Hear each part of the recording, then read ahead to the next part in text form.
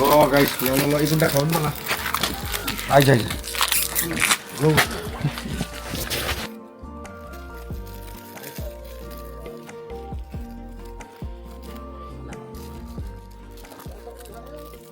पानी खालियो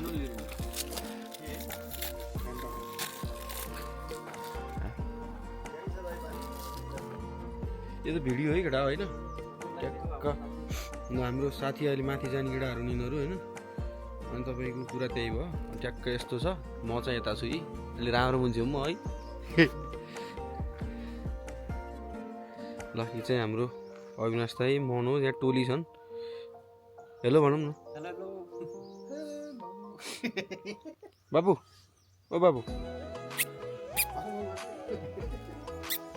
ल हाई भन होला है हामी यसो यात्रामा हामी कहाँ जाँदैछौँ दाइ के चोक अरे बेथान चोक जाँदैछौँ है हाम्रो मनोज अगाडि अगाडि हिँडिरहेछ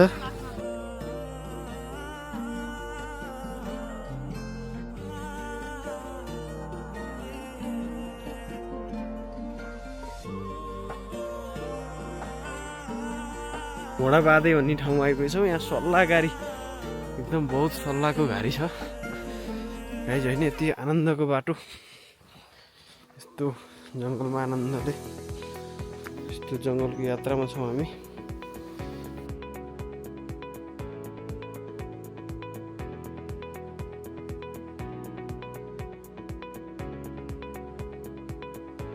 हेलो गाइज हामी अहिले बिहान 7 बजेदेखि बेथान चोकको यात्रामा छौँ हाम्रो मनोज आउँदैछ है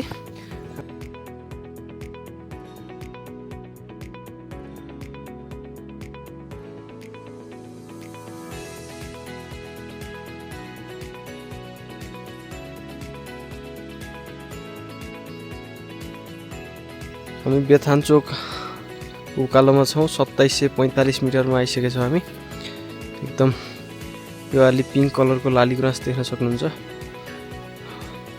जङ्गलै जङ्गल उता हिमाल छ है एकदम रमणीय ठाउँ यति हाइटमा आछौँ अब जानुपर्ने यता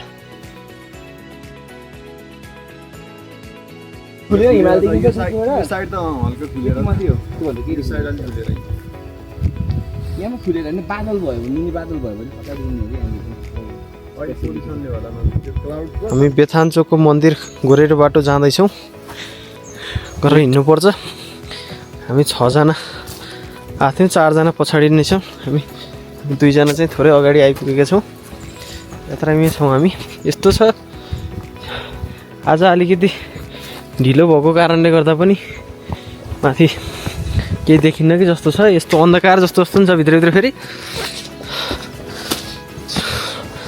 कतै कतै सिँढी छ कतै यस्तै छ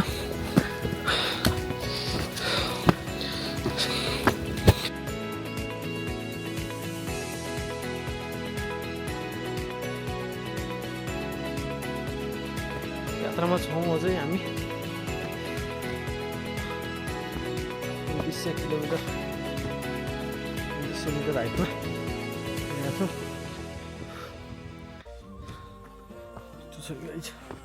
यात्रैमा छौँ यहाँ ढुङ्गाहरू यस्तो हाइटमा छ है यस्तो छ बाटो है एकदम यस्तो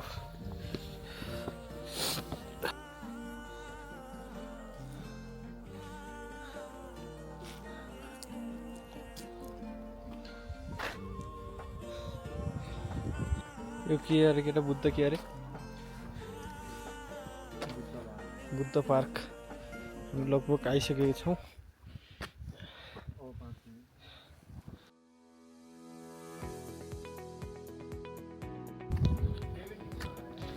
गाइज हामी बुद्ध पार्क आइसकेका छौँ अब 3018 मिटर हाइटमा लगभग पिकमा आउँदैछौँ लो हामी बेथान चोक फाइनली आइपुगेका छौँ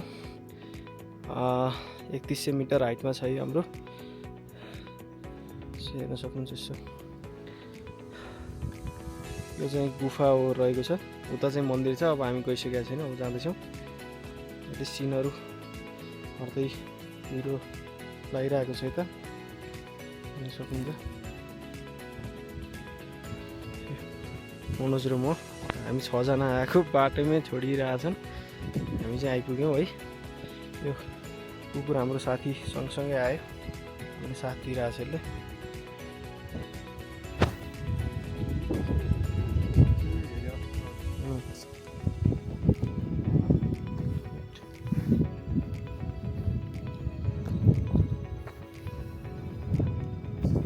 काभ्रे जिल्लाको 3100 मिटर माथि चाउचाउ खाँदैछ हाम्रो मनोजले।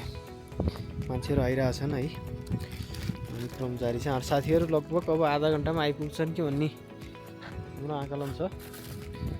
तर फुर्सद हुन्छ भने एकचोटि यो ठाउँ आउँदा हुन्छ। रमाइलै छ। त्यस्तो साह्रो हिँड्न गाह्रो भन्ने पनि छैन। बाटो त्यही नै हो ती है। यही डाँडा डाँडा हुँदै हुँदै 6-7 डाँडा पार गर्दै काठमाडौँबाट यता पूर्वतिर।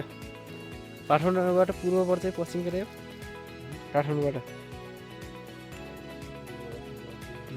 कोटेश्वर बनेपा पनौती हुँदै आइन्छ। यस्तो छ गाइस है।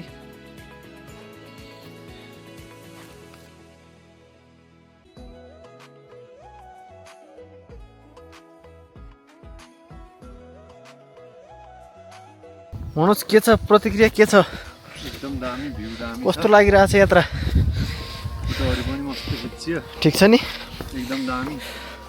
अनएक्सपेक्टेड हैन? मौसम नि एकदमै राम्रो छ। बाल्यकालको साथी तर संयोगले बल्ल आज टाढा घुम्ने माहौल मिल्यो।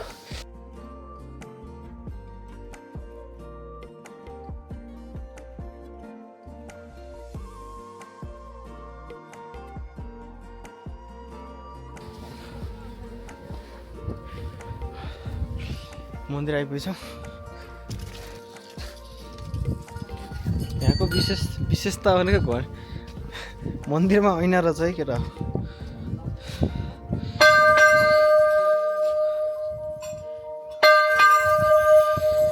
घन्टीको माहौल छ अझै पनि। घन्टी बजाइराख्नुपर्छ। अहिले पानी कस के हुन्छ यहाँ? पानीको अभावै होला यहाँ। पानी पाइप सबै हालिरहेको छ। पानी तान्नु दिएको छैन कि नर्मल्ली फेरि आउँदै आउँदा मोटरद्वारा पानी यस्तो छ बार है। यस्तो भिड छ हाम्रो। माथि ल्याउन लाउँछ। पानी तान्नु दिएको छैन। के छैन भन्नाले कस्तो? त्यो अर्कोको मन तल हाम्रो यो यसो ल्याउने माथि भएर विवाद गरेर नताने होइन। अब पानी यहाँ आउँछ 7 बजे अल्लाहसँग काटेरै हिँड्छ। तर आज खुलेर त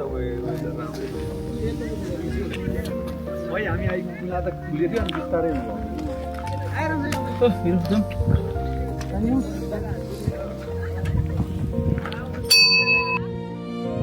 गाइस यस्तो यो पहिल्यै बार लागेको छ। यहाँ बार नलाउँदा मान्छेहरू टिकटक बनाउँदै फसेको भन्ने यहाँ स्थानीयबाट सूचना प्राप्त भएको छ हामीलाई अहिले।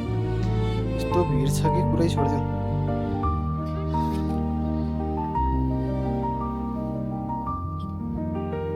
सिधै छाँगो छ है।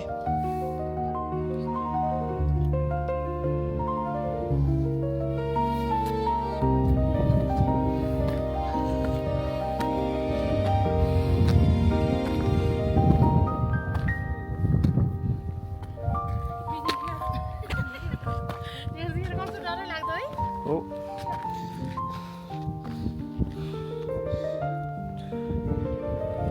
उहिरोले देख्नै छोड्छ।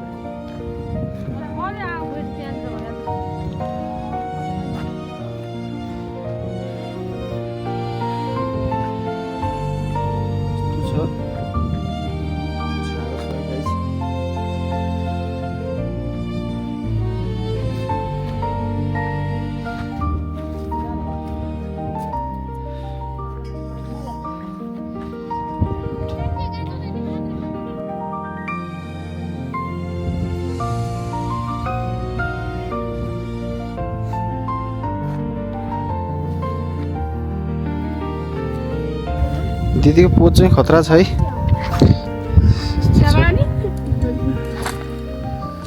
यस्तो छ गाइस। समग्रमा मनोजलाई यो यात्रा कस्तो लाग्यो? एकदम दामी। ठिक छ नि? बवाल छ। खासै दुःख त भएन है। हिजो आयो बेलुका बेलुका इन्जोय हानिरहेछ यसले, हेरिरहेछ।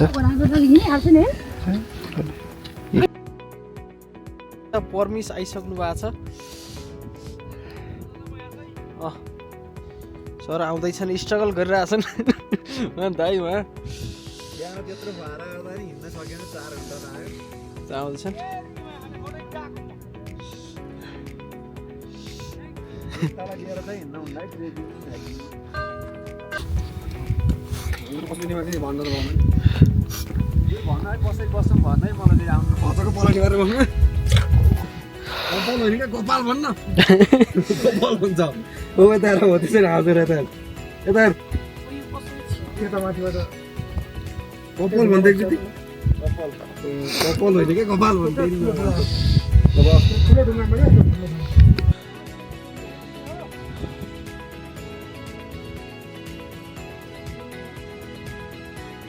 ल परमेश